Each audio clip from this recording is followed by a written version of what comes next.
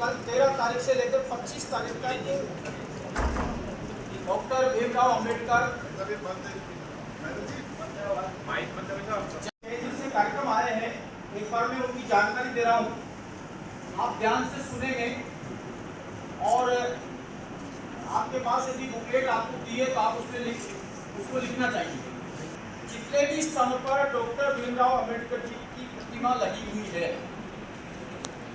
उस प्रतिमा को सभी भारतीय जनता पार्टी के कार्यकर्ता वहां पहुंचकर उस प्रतिमा का स्नान कराना है, उसकी धुलाई करनी है, साफ सफाई करनी है। जिस परिसर के अंदर डॉक्टर जी की प्रतिमा लगी हुई है वो कोई पार्क है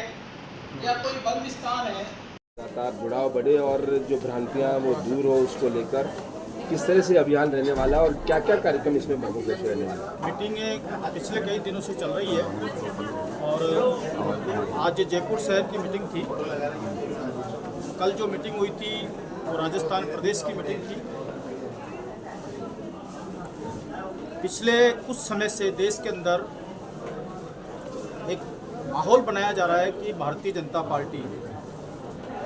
संविधान को समाप्त कर देगी और संविधान के निर्माता डॉक्टर अंबेडकर जी के विरुद्ध भारतीय जनता पार्टी काम कर रही है, उनके खिलाफ षड्यंत्र कर रही है। जबकि हम हकीकत की तरफ जाएंगे तो अब तक देश के अंदर जो कांग्रेस पार्टी संविधान और डॉक्टर भीमराव अंबेडकर जी का उपयोग करती है, उसी पार्टी ने डॉक्टर भीमराव अंबेडकर जी का समय समय पर अपमान किया है, उनको कमज़ोर किया है, उनको यहाँ तक कि देश की राजनीति से, देश की संसद से दूर रखने का काम किया है। और संविधान के अंदर अब तक जितने भी संशोधन हुए, उन सभी संशोधनों में कांग्रेस पार्टी द्वारा या तो अपने स्वयं के हित के लिए या गांधी परिवार को मजबूत करने के लिए जो भी संविधान संशोधन किए वो उनके हित में किए, जिनमें एक भी संशोधन देश हित में नहीं है। और भाजपा के शासन में वो अटल बिहारी वाजपेयी के समय हुए हों या मोदी जी के समय हुए हों, जो भी संशोधन हुए हैं उनमें कहीं ना कहीं अनुसूचित जनजाति के लोगों का फायदा करने के लिए, उनको प्रमोशन में आरक्षण देने के लिए, गरीबों के फायदे के लिए या राष्ट्र हित में 370 धारा को हटाकर एक अखंड भारत की तरफ उसको मिलाने के लिए जो संशोधन किए हैं, उनकी इस देश की जनता को जानकारी देना बहुत आवश्यक है।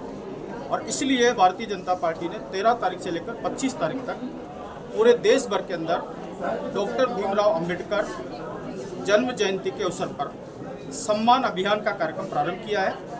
जिसमें 13 तारीख को सायंकाल पूरे देश भर के अंदर भारतीय जनता पार्टी के कार्यकर्ता जितने भी देश में अंबेडकर जी के स्टैचू लगे हुए हैं उन परिसरों की सफाई करेंगे, उनकी जो प्रतिमाएं हैं उनकी सफाई करेंगे और वहाँ पर दीपोत्सव 14 तारीख को सुबह सारे देश के अंदर भारतीय जनता पार्टी का प्रत्येक कार्यकर्ता बूथ स्तर पर प्रत्येक बूथ पर अंबेडकर जी की प्रतिमा पर माल्यार्पण करेंगे और वहाँ पर संविधान की प्रस्तावना का पाठ करेंगे। जहाँ जहाँ भी पूरे देश के अंदर स्टैचू लगे हुए हैं उन स्टैचू पर भाजपा के कार्यकर्ता, जनप्रतिनिधि, वार्ड पार्षद, विधायक, सांसद, मंत्री सब जाएंगे और बाबा साहब के सम्मान में उनका माल्यार्पण करेंगे। वहाँ पर प्रदर्शनियाँ लगेगी और वहाँ पर संविधान के मूल प्रस्तावना को पढ़ा जाएगा। इसके बाद में 15 तारीख से लेकर 25 तारीख तक पूरे देश भर के अंदर संगोष्ठियों का आयोजन किया जाएगा, जिसमें प्रबुद्ध लोगों को एकत्रित करके कांग्रेस ने संविधान के साथ क्या किया और भाजपा ने संविधान को मजबूत बनाने के लिए क्या किया, कांग्रेस ने अंबेडकर जी के बारे में क्या किया और भाजपा ने उनके पक्ष में क्या किया, इसके बारे में जानकारी दी जाएगी। राजस्थान के अंदर